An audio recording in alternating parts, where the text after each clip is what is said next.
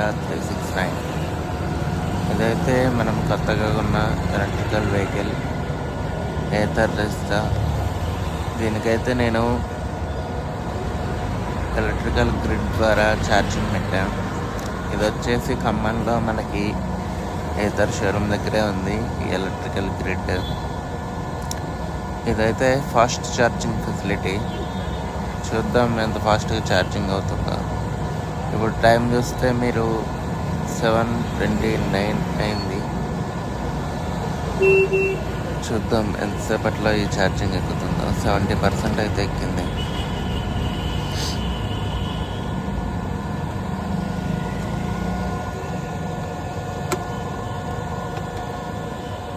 Seventy 70% అయితే ఎక్కేసింది.